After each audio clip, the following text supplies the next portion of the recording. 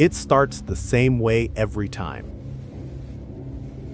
Near water, when everything else has gone quiet. Rivers don't sleep. They keep moving even when the world feels still. And in that movement, people say they hear something else. A woman crying in the dark.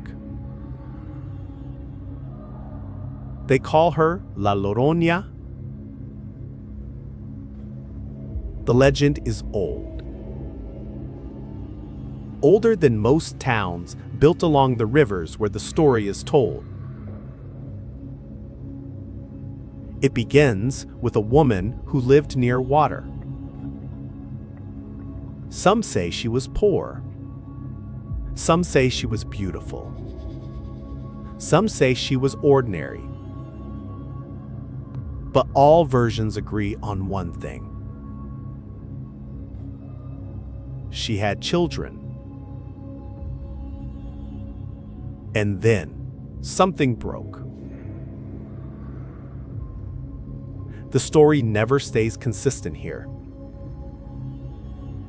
That's what makes it feel less like history and more like memory that keeps changing shape. Some say she was abandoned. Some say she was betrayed. Some say she simply lost control in a moment she could never undo. But what follows is always the same. Her children were gone. When she realized what had happened, she ran to the river, calling their names over and over again, until her voice broke into something else entirely. And then the crying began. And it never stopped. Villages near the river started reporting strange nights. A woman standing at the water's edge, dressed in white, and completely still, looking into the current as if waiting for something to rise back up. Then came the sound. A soft crying carried across the water. At first distant,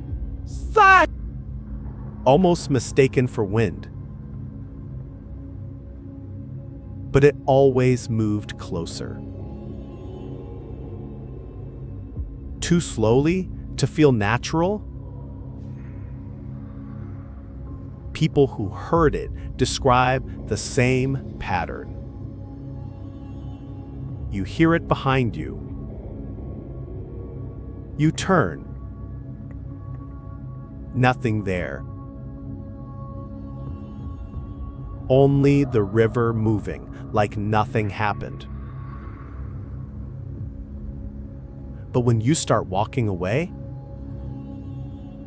the crying returns. Closer this time. Almost at your shoulder. And in some versions of the story, that is the last moment you ever feel certain you are alone. Over time, the legend spread across regions and generations. Mexico, Central America, border towns, each adding their own details, but always keeping the same warning. Do not follow the crying. Do not answer the voice. Because La Llorona is not just seen. she is heard. And once you respond, you are already part of the story. Skeptics explain it as river echoes. Night wind. The mind turning familiar sounds into human emotion. And in many cases, they are probably right. Rivers are loud in ways people don't expect. But even today, in small towns near water, people still stop walking when they hear crying in the distance. Not because they fully believe the legend, but because something in it feels too familiar to ignore. And somewhere along the dark riverbanks, if the stories are even half true, there is still a woman walking slowly through the mist, searching, calling, and crying for something that never comes back.